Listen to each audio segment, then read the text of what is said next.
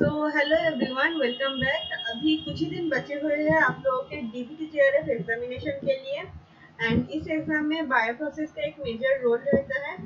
सो इसी मौके पे मैंने आप लोगों के प्रिपरेशन को और थोड़ा बूस्टअप करने के लिए एक बायो प्रोसेस का फॉर्मूला शीट लेके आई हूँ, जहाँ पे मैंने ट्राई किए हैं सारे के सारे बायो प्रोसेस के मेजर फॉर्मूलाज और इम्पोर्टेंट फॉर्मूला सेकेंड से, जिनसे शायद हर साल क्वेश्चन आता ही है। उन सारों को मैंने टॉपिक वाइज एक के बाद एक सॉर्ट आउट करने की कोशिश करी है। Now one more thing is I won't be able to discuss the theory behind all these formulas because in that case the video might be very long and उतना टाइम अभी आप लोगों के पास भी नहीं है एंड मेरे पास भी नहीं है। But if you have prepared somewhat from the bioprocess part, then this video is going to help you in your revision purposes. And DBT JRF के साथ साथ bioprocess एक major part है GATE BT as well as GAT B examination के लिए। So अगर आप लोग के फ्रेंड्स एंड जूनियर्स कोई होगा जो इन एग्जाम्स के लिए प्रिपेयर कर रहा है, देन उनके साथ भी इस वीडियो को शेयर करिएगा सो दैट उनका भी थोड़ा सा बेनिफिट हो सके। ठीक है, नाउ स्टार्ट करते हैं हमारे मेन टॉपिक। तो सबसे पहले मैंने ग्रोथ काइनेटिक्स का फॉर्मूला यहाँ पे लिख रखे हैं।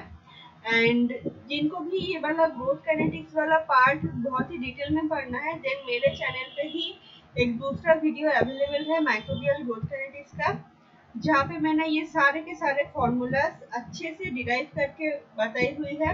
अगर आप चाहो तो उस वीडियो को रेफर कर सकते हो, लिंक मैं डिस्क्रिप्शन बॉक्स में दे दूंगी और else you can click on the i button.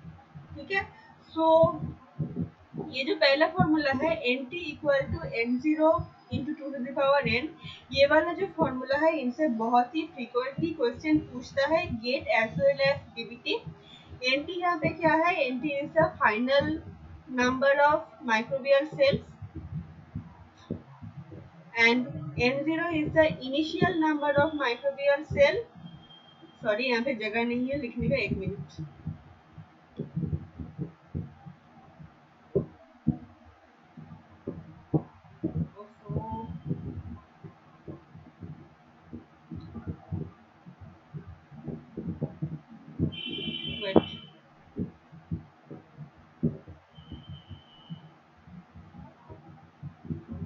N0 is the initial number of microbial cell and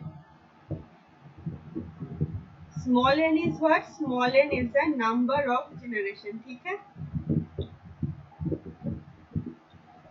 तो ये फॉर्मूला पढ़ना। एंड ये वाला जो फॉर्मूला है ये आपको माइक्रोबियल ग्रोथ काइनेटिक्स के साथ साथ पीसीआर में भी हेल्प करेगा।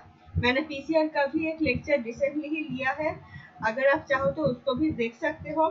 ठीक है, अभी इसके बाद आता है जनरेशन टाइम का formula. G stands for generation time. Generation time होता क्या है? तो ये वो टाइम स्पेन है जहाँ पे माइक्रोब्स अपने सेल्स को डबल करता है। ठीक है, इसीलिए जनरेशन टाइम को डबलिंग टाइम भी कहा जाता है।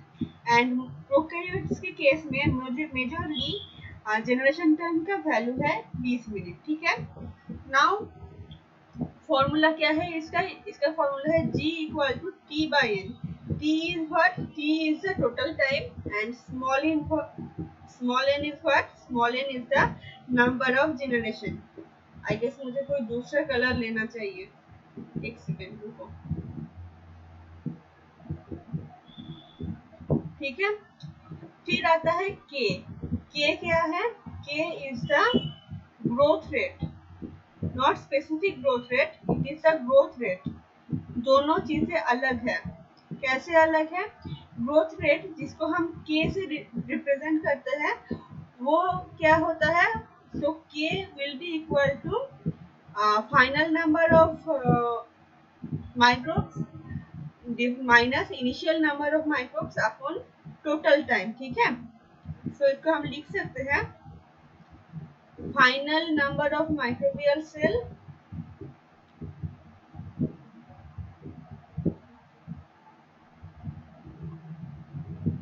माइनस, मैं यहाँ पे नीचे लिख रही हूँ क्योंकि एक सेकेंड और छोटा होगा क्या,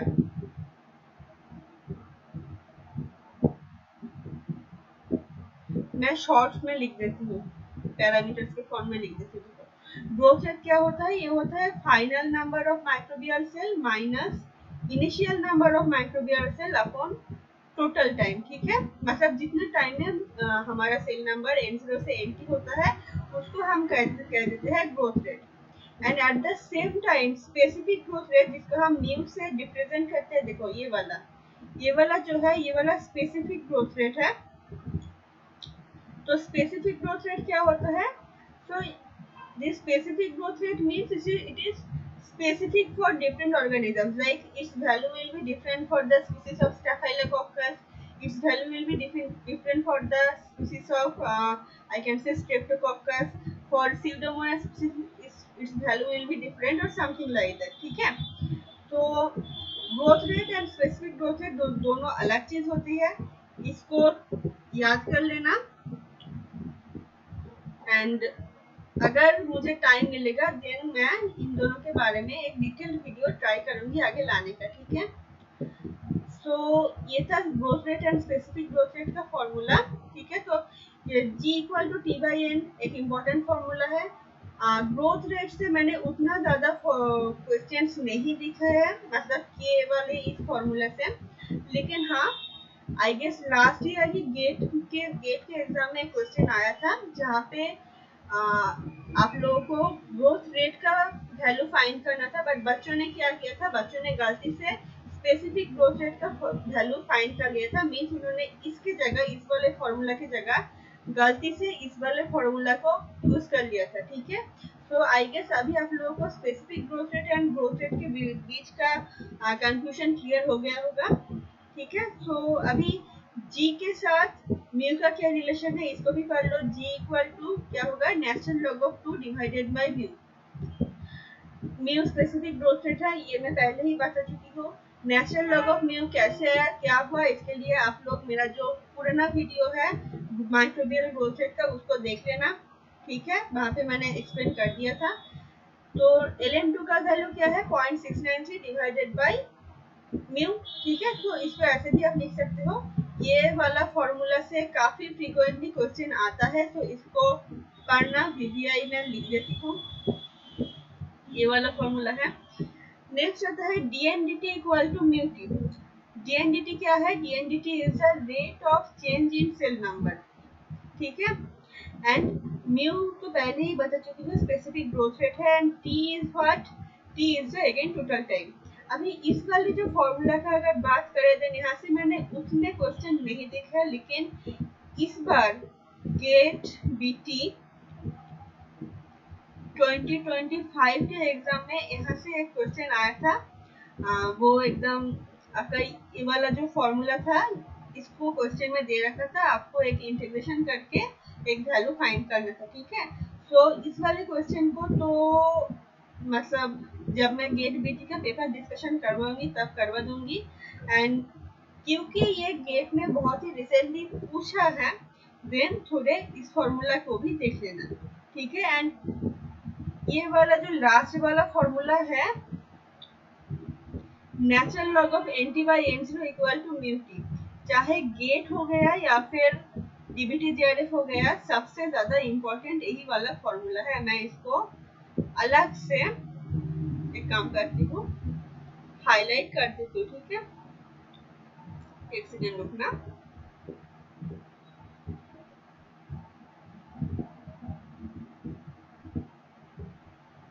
ठीक है, ये वाला फॉर्मूला बहुत ही ज्यादा इम्पोर्टेंट है, ज्यादा से ज्यादा क्वेश्चन एग्जाम्स में इनसे पूछे गए हैं, तो ये वाला याद करना। साथ ही साथ ये वाला, ये क्योंकि ये पीसीआर में भी पूछा जाता है। एंड ये ठीक है, ग्रोथ काइनेटिक्स के जो 6 से 7 फॉर्मूला हम लोग पढ़ते हैं उसमें से सबसे ज्यादा क्वेश्चन यही तीनों से आए हुए हैं। ठीक है, अभी डेसिमल रिडक्शन टाइम का थोड़ा सा कॉन्सेप्ट आपको पढ़ना पड़ेगा।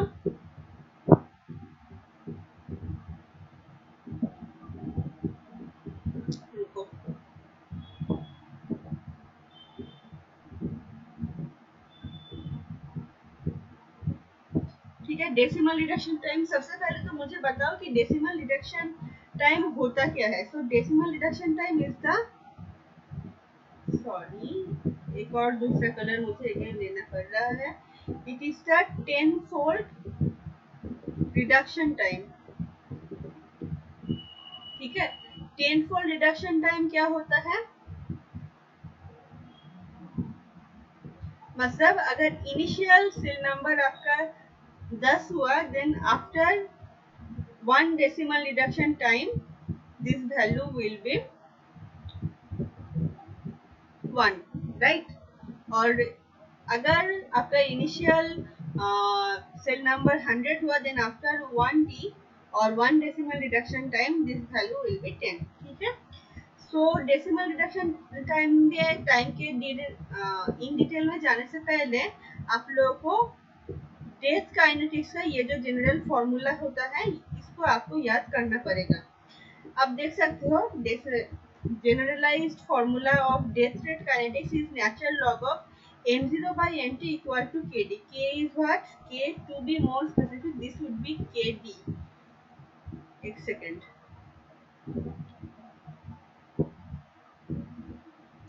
this is kd to be more specific. अभी kd क्या है? kd is the death rate constant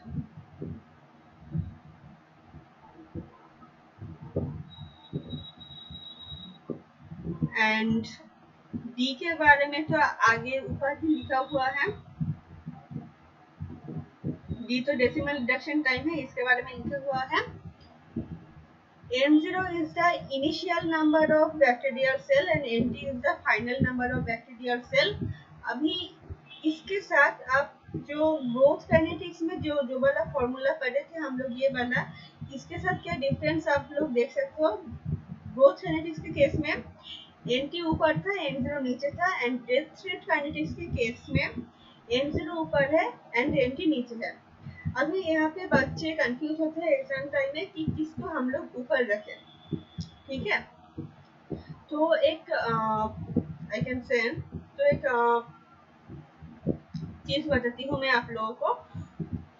कोई भी क्वेश्चन हो, अगर ग्रोथ काइनेटिक्स या डेथ काइनेटिक्स से आया आप लोगों के पास, देन जो nt या n0 में से जिसका वैल्यू ज्यादा है उसको हमेशा ऊपर रखना। ठीक है, इसको याद कर लेना, जिसका वैल्यू ज्यादा है वो हमेशा ऊपर रहेगा।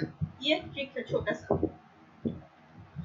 तो डेथ काइनेटिक्स से भी क्वेश्चन कभी कभार पूछे जाते हैं, तो इसको आपको याद करना पड़ेगा। मैं इसको भी हाईलाइट कर देती हूँ।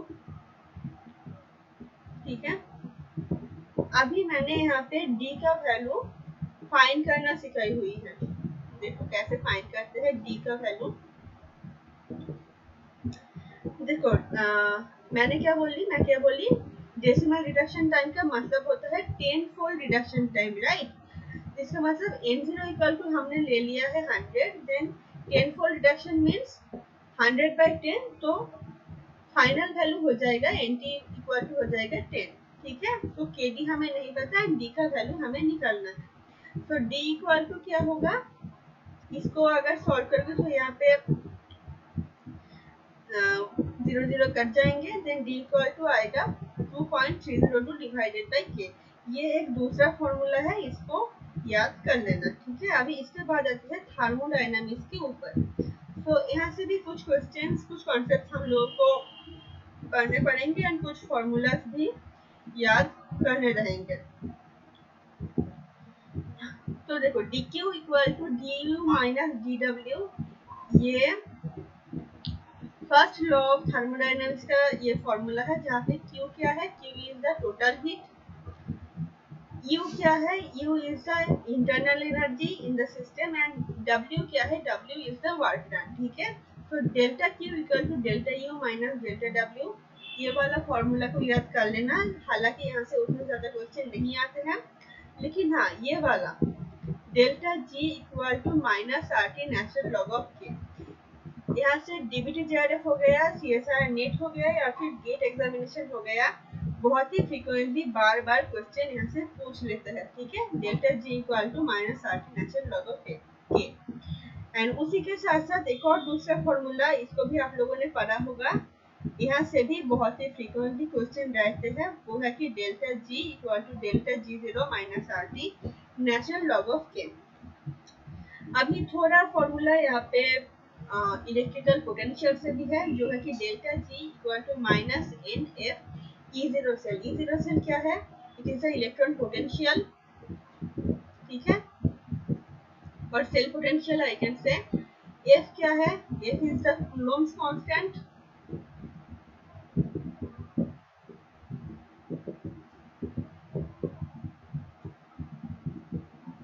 F is the Coulomb's constant.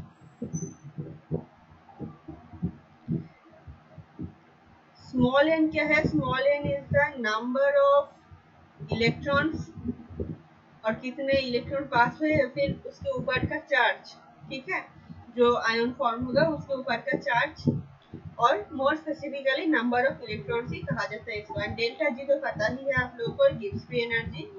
तो यहाँ से कभी कभार क्वेश्चन पूछ लेता है, ठीक है। सबसे ज्यादा इम्पोर्टेंट यहाँ से यही दो फॉर्मूला है, ये वाला एंड दूसरा है ये वाला, ठीक है।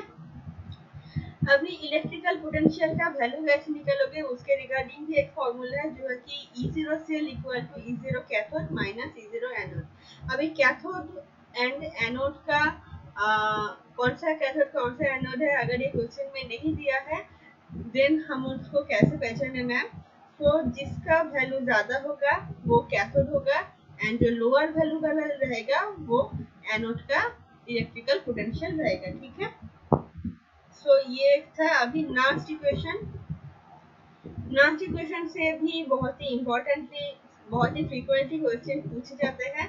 ये भी एक इम्पोर्टेंट टॉपिक और इम्पोर्टेंट फॉर्मूला में आता है, ठीक है। सो क्या है, क्या ये Nernst equation? Delta E equal to delta E zero minus R T in F natural log of K, ठीक है। सो आई गेस आप सबको पता ही है रिप्रेजेंटेशन के बारे में। डेल्टा ये क्या है? ये इलेक्ट्रिकल पोटेंशियल है।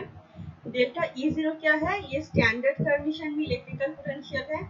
आर टी आई गेस आप सभी को पता है क्या होता है। R T is a gas constant, T is the temperature, N पहले ही बोली मैंने number of electron, F again coulomb's constant, and K क्या होता है? के आपका इक्विलिब्रियम कांस्टेंट होता है और reaction constant I can say, ठीक है।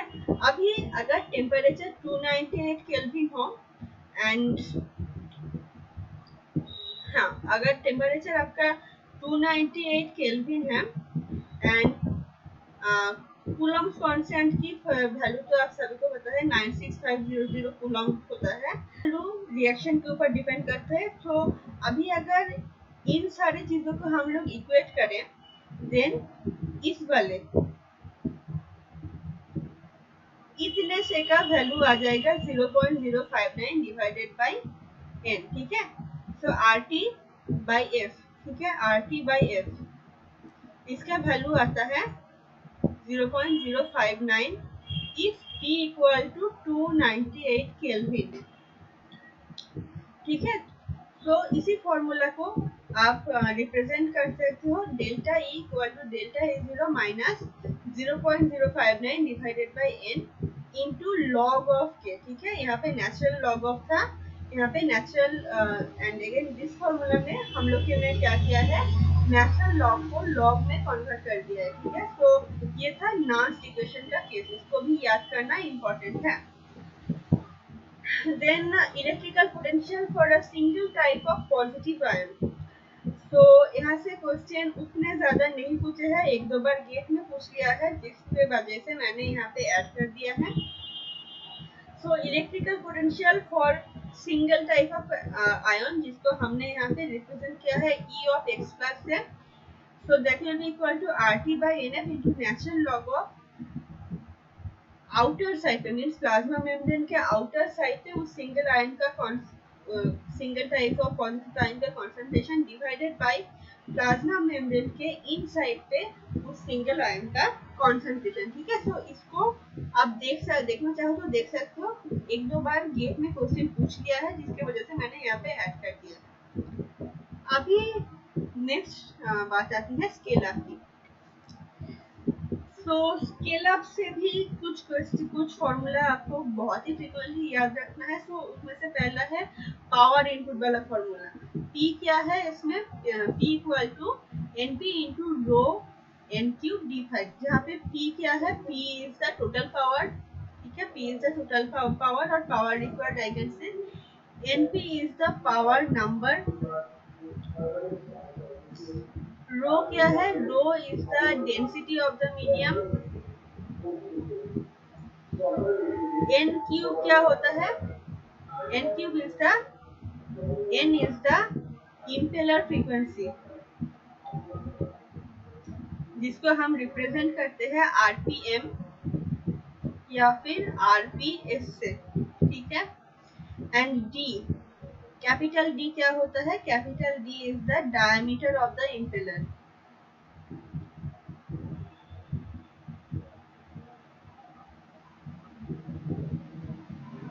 सो this is one of the important formula, बहुत ही फ्रीक्वेंटली पूछा जाता है गेट में as well as DBT JRF में, सो इसको याद करना। साथ ही साथ रेनॉल्ड्स नंबर का, Reynolds number is again another important topic. So इसके भी दो फॉर्मूलास आता है। So Reynolds number for streamline flow is what? Rho VD upon mu, जहाँ पे रो क्या है? रो तो मैं पहले ही बता चुकी हूँ, रो is the medium density,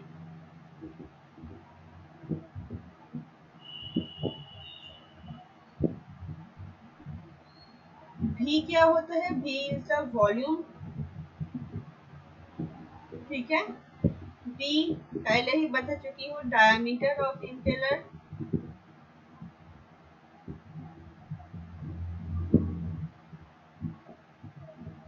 and mu क्या है? म्यू इज द विस्कोसिटी, ठीक है। सो ये वाला फॉर्मूला स्ट्रीमलाइन के लिए है, एंड ये वाला जो है, ये वाला फॉर्मूला एजिटेटेड फ्लो के लिए है। दोनों के ही याद करना, गेट में एंड डीबीटी जेआरएफ में, दोनों में ही या तो न्यूमेरिकल फॉर्म में पूछ सकता है, नहीं तो थियोरेटिकल वे में पूछ सकता है, ठीक है। अभी इसी बात पे स्केलर फैक्टर का भी फॉर्मूला एक याद कर लेना। स्केलर फैक्टर इक्वल टू क्या होता है? Cube root of volume of large vessel upon volume of small vessel, ठीक है। तो इसको अब अगर आप चाहो तो याद कर लेना, बिकॉज क्वेश्चन सॉल्व करने में तो इसको काम आता ही है। एंड अगर आप लोगों का बेसिक थोड़ा सा क्लियर हो चुका है, देन आपको पता होगा कि स्केलर फैक्टर के बिना भी हम क्वेश्चन को सॉल्व कर सकते हैं। जिनको अगर मैं कभी क्वेश्चन सॉल्व करवाऊंगी यहाँ से, या फिर पीयर क्यू डिस्कशन भी करवाऊंगी, तो वहां पे मैं बता दूंगी, ठीक है। ये देखो, स्केल अप से ही एक दूसरा फॉर्मूला है, पी बाय वी रेशियो अगर कांस्टेंट रहता है तो कैसा होगा? तो पी क्या है? P is the power, and V पहले ही बता चुकी हूँ, वी होता है वॉल्यूम, ठीक है, वॉल्यूम। तो पी बाय वी रेशियो अगर कांस्टेंट रहा तो इसका फॉर्मूला कुछ ऐसा होगा। ये फॉर्मूला इम्पोर्टेंट है, ज्यादा से ज्यादा क्वेश्चन यही फॉर्मूला से, एंड कुछ एक दो क्वेश्चन है जो impeller tip speed and constant Reynolds number से पूछे जाते हैं। तो उनको जब मैं फॉर्मूला डिस्कस करवाऊंगी तो करवा दे रही हूँ। अभी ये N1 N2 D1 D2 क्या है? तो N1 क्या है? N1 आपका स्मॉल वेसल का जो इम्पेलर, स्मॉल वेसल का जो इम्पेलर स्पीड था वो है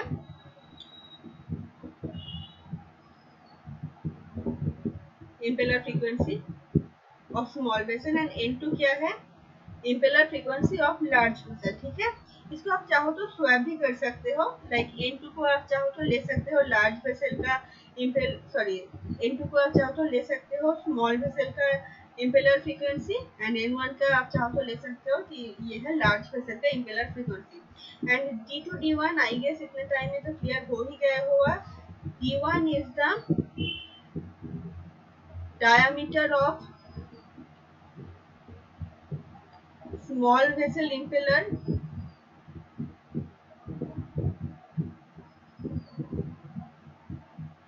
and d2 is the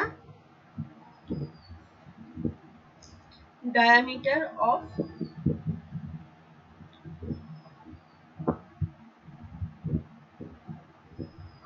large vessel impeller। ठीक है,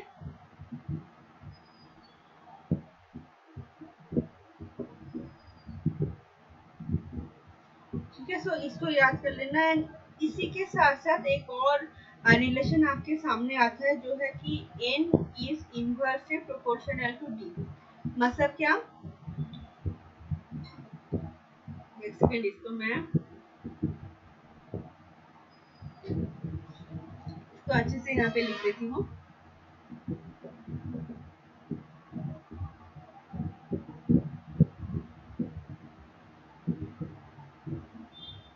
n will be inversely proportional to d। मतलब क्या, जो हमारा पास जो हमारे इम्पेलर का स्पीड है वो इम्पेलर डायमीटर के साथ इनवर्सली प्रोपोर्शनल है। ठीक है, मतलब क्या, अगर हमारे अगर इम्पेलर की डायमीटर बड़ी होगी देन जो इम्पेलर फ्रीक्वेंसी है वो कम होगी, या फिर अगर इम्पेलर फ्रीक्वेंसी कम होगी देन डायमीटर जो है वो बड़ी होगी। ठीक है, तो ये एक रिलेशन है, इसको याद कर लेना। अभी आता है कांस्टेंट लिक्विड सर्कुलेशन रेट और Q/V रेशियो के ऊपर। सो यहाँ से उतना ज्यादा क्वेश्चन नहीं पूछा है, जस्ट आप देखना चाहो तो देख सकते हो। So Q1 by V1 divided by Q2 by V2 equal to N1 by N2 है फॉर्मूला। इसको आप देखना चाहो तो देख सकते हो, उतना क्वेश्चन यहाँ से मैंने नहीं देखना है। ठीक है, अभी आते हैं कांस्टेंट इम्पेलर ट्यूब स्पीड के ऊपर। ये इम्पोर्टेंट है, इसके लिए मैंने इसको हाईलाइट भी कर रखा है। तो इसका फॉर्मूला है N1 by N2 equal to D2 by D1। आप देख सकते हो फॉर्मूलास में N is the inversely proportional to D।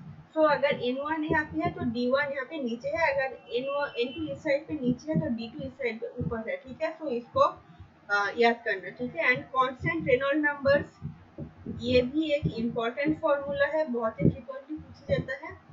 So this इसका फॉर्मूला है N1 by N2 equal to D2 square divided by D1 square. ठीक है, अभी नेक्स्ट बात कर लेते हैं फ्लूइड रियोलॉजी के बारे में।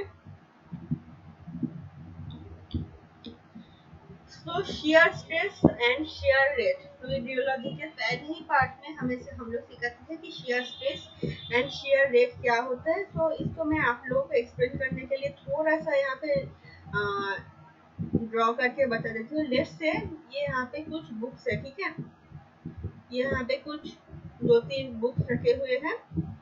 अभी मैंने क्या किया है, मैंने ऊपर से ये वाला जो पहला बुक है इसके ऊपर एक टेंजेंशियल फोर्स F अप्लाई किया है।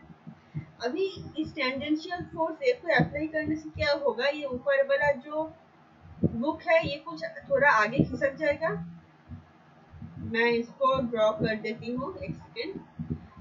देख सकते हो ये वाला जो ऊपर वाला बुक है इसके ऊपर मैंने टेंजेंशियल फोर्स F लगाई है, जिसके वजह से जो ऊपर वाला बुक था एकदम ऊपर वाला वो कुछ ऐसे थोड़ा सा आगे खिसक गया है। ठीक है, अभी जिस फोर्स जो टेंजेंशियल फोर्स मैंने ऊपर वाले बुक के ऊपर अप्लाई करी थी उसी को कहा जाता है शियर स्ट्रेस।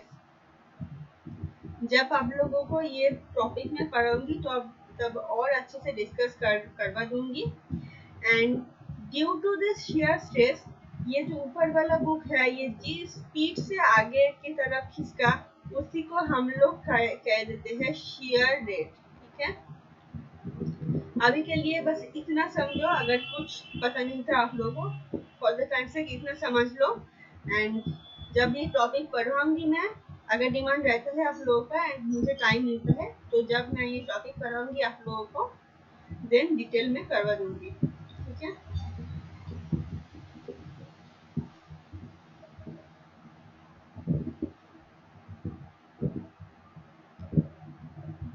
ठीक है। तो देखो फ्लूइड रियोलॉजी से ये शियर रेट का फॉर्मूला आप लोगों को पढ़ना है। that is tau equal to F by A. Tau is the shear rate. F is the force applied here and A is what? A is the area. ठीक है, एंड टाउ का unit याद रखना, यूनिट इस chapter में important है। Tau का unit होता है पास्कल। एंड शियर रेट क्या होता है? शियर रेट को हम लोग रिप्रेजेंट करते हैं गामा से, gamma equal to X by H. ठीक है, एक्स क्या होता है? X is the velocity and H is the displacement, कितना आगे खिसका। ठीक है, so tau equal to X by H, इसका यूनिट आता है सेकेंड इनवर्स में, इसको भी याद कर लेना। अभी नेक्स्ट कॉन्सेप्ट आता है न्यूटन लॉ ऑफ फ्लूइड के ऊपर। अभी न्यूटन लॉ ऑफ फ्लूइड क्या कहता है? तो ये कहता है shear rate and shear stress are proportional to each other, जिसको आप लोग यहाँ पे देख सकते हो, मैंने यहाँ पे इसको लिख रखा है। ठीक है, तो जब ये बीच का प्रोपोर्शनल साइन उठेगा, देन यहाँ पे एक कांस्टेंट आएगा, जिस कांस्टेंट को यहाँ पे कहा जाता है म्यू। ठीक है, जिस कांस्टेंट का नाम यहाँ पे म्यू दिया गया है। ठीक है, अभी इस म्यू को ही कहा जाता है विस्कोसिटी। ठीक है, देन अभी इसको थोड़ा सा और रीअरेंज करते हैं, देन म्यू इक्वल टू आएगा टाउ डिवाइडेड बाय गामा। तो अगर आप लोगों से किसी ने पूछा कि न्यूटन लॉ ऑफ फ्लूइड क्या होता है बताओ, तो आप लोग क्या होगे? that the shear rate and that the ratio of shear stress and shear rate are constant and this constant is represented by viscosity। ठीक है, तो ये एक फॉर्मूला था। नेक्स्ट इसी वाले फॉर्मूला को हमने जनरलाइज कर दिया है इस वाले फॉर्मूला से। तो इस फॉर्मूला को याद करना इम्पोर्टेंट है। ठीक है, रिपीटेडली इस फॉर्मूला से बार बार क्वेश्चन आया है। ठीक है, तो यहाँ पे टाउ क्या है? टाउ बताइए पहले ही, ये टाउ है शियर स्ट्रेस। के क्या है? K is a constant. Gamma shear stress होता है एंड एन क्या होता है? N is the behavioural index और पावर लॉ इंडेक्स। यहाँ पे सारी चीजें लिखा हुआ है, आप इसको भी रेफर कर सकते हो। ठीक है, नाउ नेक्स्ट टॉपिक आता है हमारा हीट ट्रांसफर का। तो हीट ट्रांसफर में जब भी हम जाते हैं, तो इस चैप्टर में अगर किसी स्टूडेंट से हम लोग पूछे कि हीट ट्रांसफर किस मेथड से होता है, तो कोई भी नॉर्मल स्टूडेंट 3 ही मेथड बताएगा। One is conduction, second is convection and third one is radiation. तो रेडिएशन के बारे में उतना ज़्यादा हम लोग डिटेल में तो जाते नहीं हैं।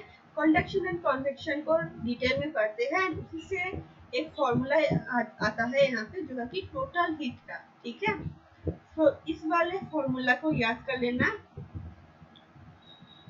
Q क्या है? Q is the total heat, K is the constant, ठीक है, A is the area and delta T मतलब टाइम नहीं, ये होता है टेम्परेचर डिफरेंस। ठीक है, सो कंडक्शन एंड कन्वेक्शन दोनों में ही यही सेम फॉर्मूला ही पढ़ाया जाता है। Q का मतलब टोटल हीट का। ठीक है, थोड़ा सा पैरामीटर्स में चेंज रहता है, बाकी चीज यही है। ठीक है, सो दोनों के लिए ही आप इस फॉर्मूला को याद कर लेना। एंड के का यूनिट यहाँ पे भी आपको याद रखना पड़ेगा। के का यूनिट होता है watt per metre to the power -2 into kelvin to the power -1। ठीक है, अभी इसी के साथ एक दूसरा कॉन्सेप्ट आता है, जो है कि हीट फ्लक्स का। हीट फ्लक्स होता क्या है? यूनिट एरिया पे कितना हीट ट्रांसफर हो रहा है, उसको कहा जाता है heat flux. So heat flux जिसको रिप्रेजेंट किया जाता है स्मॉल क्यू से, that will be equal to capital Q by A.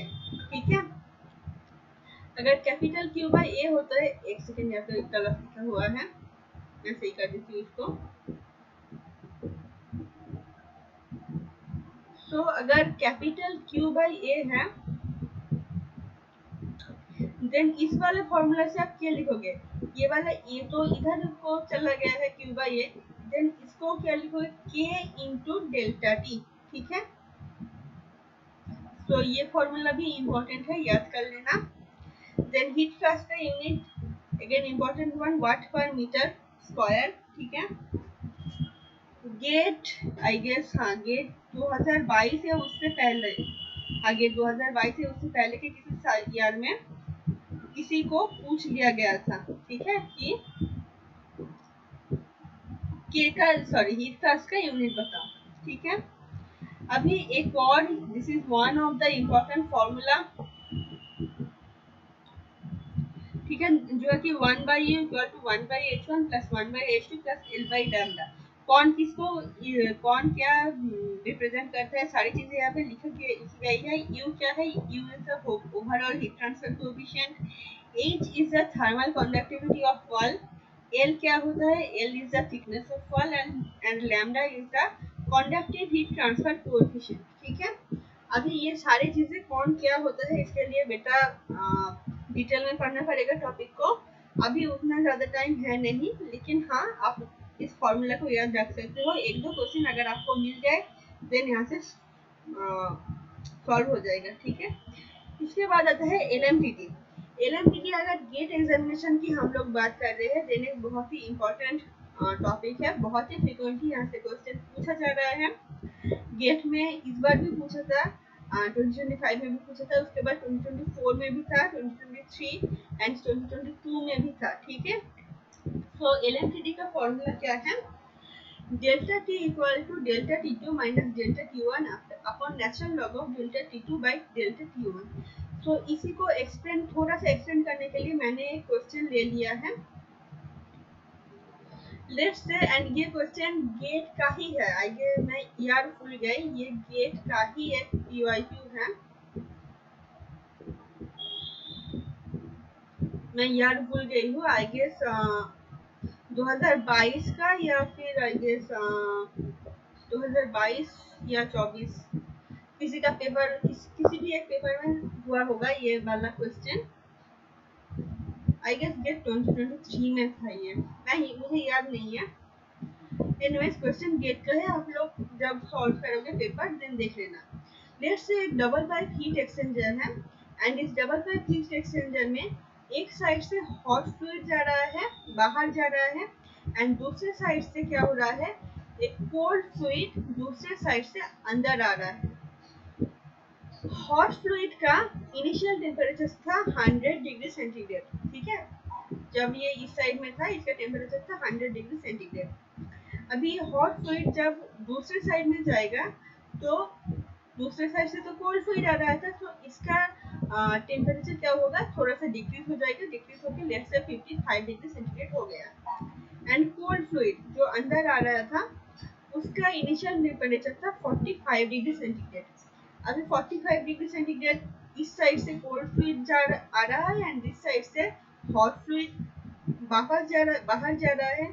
Then इसके इन दोनों के बीच में थोड़ा सा हीट का एक्सचेंज होगा, टेम्परेचर का एक्सचेंज होगा, जिस वजह से क्या होगा, कोल्ड फ्लूइड जब इस वाले साइड में आया तो इसका टेम्परेचर लेट्स से हो गया 35 डिग्री सेंटीग्रेड, ठीक है। तो अभी क्या करना है, हमें इन दोनों के बीच का डिफरेंस निकालना है। सो 55 डिग्री एंड 45 डिग्री, इन दोनों के बीच के अगर हम टेम्परेचर डिफरेंस निकाल देंगे देन उसको कह देंगे डेल्टा T1, एंड ये वाले इस साइड वाला 100 डिग्री एंड 35 डिग्री, इन दोनों का डिफरेंस हम लोग अगर निकालेंगे तो उसको कह देंगे डेल्टा T2, ठीक है। अभी ये delta T1 and delta T2 find करने के बाद हम लोग उसको LMTD और लॉग मीन टेम्परेचर डिफरेंस के फॉर्मूला में रख देंगे। फॉर्मूला में रखने के बाद सॉल्व करेंगे देन इसका आंसर आ जाएगा 59.95 डिग्री सेंटीग्रेड। आई गेस थोड़ा बहुत शायद वैल्यूज में चेंज हुआ होगा, लेकिन ये क्वेश्चन गेट का ही है। आप लोग चाहो तो क्वेश्चन उठा के देख लेना, एकदम रिसेंट का ही क्वेश्चन है, ज्यादा पुराना क्वेश्चन ये है नहीं, ठीक है। तो अभी हीट ट्रांसफर हो गया, देन कीमोस्टेट। कीमोस्टेट सबसे ज्यादा इम्पोर्टेंट टॉपिक है पूरे बायोप्रोसेस में से। गेट हो गया या फिर डीबीटी जेआरएफ हो गया, हर साल एक क्वेश्चन आता है और ये कहीं ना कहीं उनका फेवरेट भी है, ठीक है। तो कीमोस्टेट से कुछ फॉर्मूलाज देखो। एक्समैक्स क्या होता है, X max is the maximum cell concentration, ठीक है। Maximum cell concentration will be equal to x0 it's initial cell concentration plus y x by x। क्या होता है y x by x, मतलब yield coefficient, ठीक है, yield coefficient into s, s is the substrate concentration, ठीक है। तो ये फॉर्मूला हो गया, ठीक है। देन ये वाला फॉर्मूला भी ग्रोथ काइनेटिक्स से मिलता जुलता है, जो है कि natural log of xt by x0, xt is the final cell concentration divided by x0 initial cell concentration equal to mu t, ठीक है। mu and t I guess अभी आप लोगों को पता हो गया होगा, mu is the specific growth rate and t is the time, ठीक है। अभी OTR and OUR oxygen transfer rate से भी क्वेश्चन आता है, oxygen transfer rate and oxygen uptake rate, इन दोनों फॉर्मूला को याद कर लेना है। OTR equal to KLa into C star AL minus CAL, C star AL क्या होता है, ये सॉल्युबिलिटी होता है ऑक्सीजन का, A is the area and KL oxygen transfer coefficient है, ठीक है। तो ये एक फॉर्मूला हो गया। And oxygen uptake rate equal to QO2 into S, QO2 क्या होता है यहाँ पे लिख रखी है मैंने सारी चीजें आप लोगों के लिए। QO2 is the specific oxygen uptake rate, देखते हो, ठीक है। So QO2 into X, X is the biomass concentration।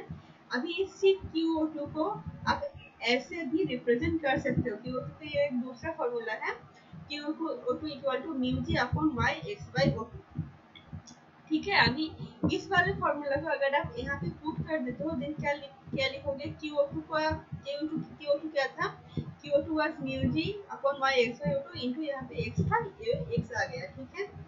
तो ये एक फॉर्मूला था इम्पोर्टेंट। एंड स्टैंडर्ड कंडीशन पे oxygen transfer rate will be equal to oxygen uptake rate, तो इन दोनों को इक्वल कर देते हैं अगर, देन फॉर्मूला कुछ ऐसा आएगा। ये भी इम्पोर्टेंट फॉर्मूला है, इसको याद कर लेना, ठीक है। अभी मिकलिस मेंटेन से भी क्वेश्चन आता है, मिकलिस मेंटेन इक्वेशन, यहाँ से भी क्वेश्चन आता है। जो भी बच्चे क्वेश्चन सॉल्व करते होंगे प्रीवियस ईयर के, आप लोगों को पता होगा कि कितना ज्यादा इम्पोर्टेंट है ये वाला पार्ट, ठीक है। तो इसको याद कर लेना, MM इक्वेशन वाला, ठीक है। MM इक्वेशन से ही रिलेटेड एक दूसरा इक्वेशन है जिसको अगर मैं पढ़ा रही हूँ देन इसको मैं मोस्टली डिराइव करके पढ़ाती हूँ, जो है कि mu G equal to gross, ठीक है। Mu G is the gross specific growth rate, gross specific growth rate is the mu G equal to mu M आप लोगों को पता होगा, mu M is the maximum specific growth rate. Specific growth rate को मैं SD से ही लिख रही हूँ, पूरा नहीं लिख रही हूँ। एस क्या है, एस इज पता है आपको, सबस्ट्रेट कॉन्सेंट्रेशन है, ठीक है। S is the substrate concentration Ks plus S, ठीक है। तो ये एक इम्पोर्टेंट है फॉर्मूला, यहाँ से भी क्वेश्चन पूछे जाते हैं, देखना इसको। देन जो पहला फॉर्मूला केमोस्टेट काइनेटिक्स से हम लोग पढ़े हैं, उसी से डिराइव ये दूसरा फॉर्मूला है xt, to be more specific it is xt minus x0 equal to y x by s into s0 minus s, ठीक है। s0 is what, s0 is the initial substrate concentration, s is the substrate concentration after a certain time, means अभी यहाँ पे question आ सकता है कि s को बाद में क्यों रखी है हमने फाइनल में, तो बेटा जैसे जैसे ही रिएक्शन आगे बढ़ता जाएगा तो क्या होगा, सबस्ट्रेट कॉन्सेंट्रेशन धीरे धीरे कम होता जाएगा, इसलिए इनिशियल सबस्ट्रेट कॉन्सेंट्रेशन को यहाँ पे हमने पहले रख दिया है एंड जो फाइनल था इसको उसको मैंने बाद में रखा है, ठीक है। एंड ये वाला जो फॉर्मूला है ये भी इम्पोर्टेंट फॉर्मूला है, ठीक है। मैं इसको साफ कर देती हूँ, अदरवाइज आप लोगों को दिखेगा नहीं तुमसे, ठीक है। तो ये भी एक इम्पोर्टेंट फॉर्मूला हो जाएगा। एंड ये वाला जो फॉर्मूला है Vt equal to V0 plus Ft, ये फॉर्मूला एक्चुअली फेड बैच का है लेकिन मैंने यहाँ पे ले लिया, ठीक है, क्योंकि कुछ क्वेश्चन में यहाँ से भी आते हैं। उतना ज्यादा ये इम्पोर्टेंट है नहीं जितना ये के आगे के फॉर्मूला से Vt is the final volume, V0 is the initial volume. इसके बारे में और डिटेल में आपको समझ आएगा जब आप क्वेश्चन सॉल्व करोगे, ठीक है। F क्या है? F is the flow rate and T क्या है? T इज द टाइम, ठीक है। सो ये एक फॉर्मूला था, इसको याद कर लेना। उसके साथ नेक्स्ट बात आती है हमारी कंटिन्यूअस कल्चर की, ठीक है। कंटिन्यूअस कल्चर के एक बहुत ही इंपॉर्टेंट फॉर्मूला है जो हर एक क्वेश्चन में यूज होता है, वो है डायल्यूशन रेट का। So dilution rate D equal to क्या है? Equal to F by V। F is the, मैं पहले ही बोली हूँ, फ्लो रेट होता है F, and V is the volume of the reactable volume of the tank, we can say, ठीक है। And residence time, residence time क्या होता है? रेसिडेंस टाइम वो टाइम होता है जिसमें मतलब जितने टाइम तक शायद मीडियम हमारे बायोरिएक्टर के अंदर होता है, ठीक है। तो ये थीटा क्या होता है? थीटा से इस रेसिडेंस टाइम को रिप्रेजेंट किया जाता है, and theta will be equal to 1 by dilution rate. तो अभी यहाँ पे डायल्यूशन रेट क्या पढ़े थे तुम लोग? F by V। तो अभी इसी को रिवर्स कर दो यहाँ पे, तो क्या हो जाएगा? V बाई F, ठीक है। इसको देख लेना, ठीक है। एंड स्टेडी स्टेट कंडीशन में क्या होता है? स्टेडी स्टेट कंडीशन में D इक्वल टू म्यू होता है। तो अभी थोड़ी देर पहले हम लोगों ने म्यू का क्या फॉर्मूला करा था? Mu equal to mu M into S divided by K S plus S. ये वाला फॉर्मूला हमने थोड़ी देर पहले ही पढ़े थे, तो इसी को यहाँ पे हम लोगों ने फिर से लिख दिया है, ठीक है। तो D इक्वल टू ये वाला एक्सप्रेशन आ जाएगा, ठीक है। देन अभी इसको अगर हम सॉल्व कर रहे हैं, देन एक दूसरा फॉर्मूला हमारे पास आ जाएगा जो है कि ये वाला S equal to K S into D upon mu M minus D. तो ये दोनों फॉर्मूला ही इम्पोर्टेंट है, दोनों को ही याद करना पड़ेगा। यहाँ पे एक चीज और मैं बोलना भूल गई, ठीक है। स्टेडी स्टेट में म्यू इक्वल टू, सॉरी,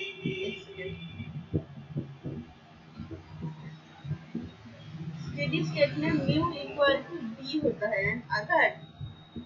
अगर आपका T is greater than mu हो गया, देन ये वाला कंडीशन वॉश आउट का हो जाएगा,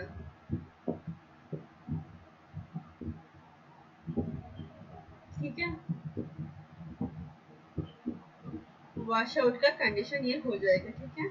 तो इसको भी कर लेना। यहाँ से भी कभी कभार पूछा गया है, डायरेक्टली इसी को पूछ लिया है, ठीक है। वॉश आउट का कंडीशन क्या होता है, ठीक है। नेक्स्ट बात आती है फेड बैच कल्चर से। यहाँ से उतना डायरेक्टली क्वेश्चन तो आता नहीं है, लेकिन ये 3 फॉर्मूला आप देख लेना।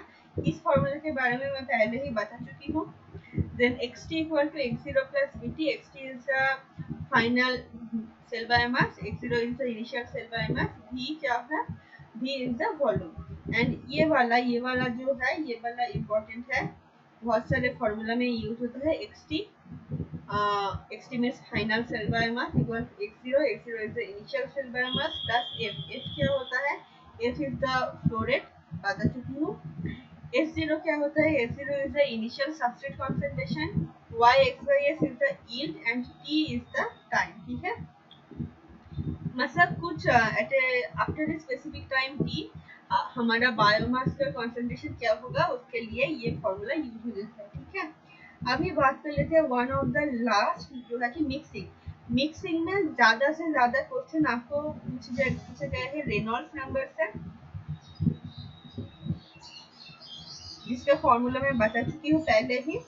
अभी मिक्सिंग टाइम का एक दूसरा एक बहुत ही बड़ा फॉर्मूला भी है, जहाँ से उतने क्वेश्चन तो आते नहीं है, जिसकी वजह से मैंने यहाँ पे इंक्लूड नहीं किया है। लेकिन ये दोनों कर लेना, इन दोनों को याद कर लेना, ये तो इम्पोर्टेंट है, ठीक है। So Tm is the mixing time equal to क्या है? 1.54 into Vt. Vt is the tank volume. Ni is the Ni क्या है? लिख देती हूँ यहाँ पे। Ni is the impeller frequency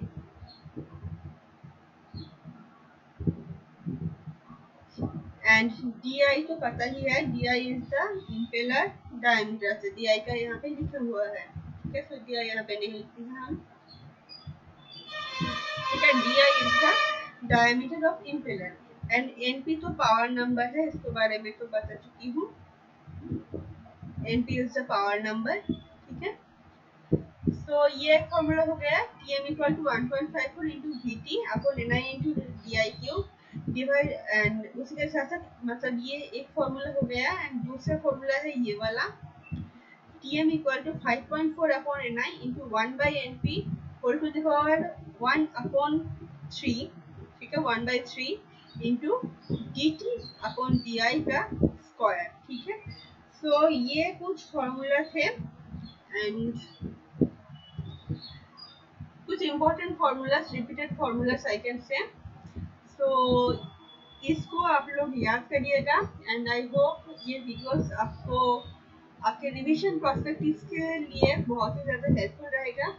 कुछ और अगर आप लोगों के डिमांड्स है then feel free to ask me in the comment section, and साथ ही साथ वीडियो अच्छा लग रहा है देन लाइक करिएगा एंड ऐसे ही और वीडियोस के लिए do subscribe to our channel. Thank you for watching.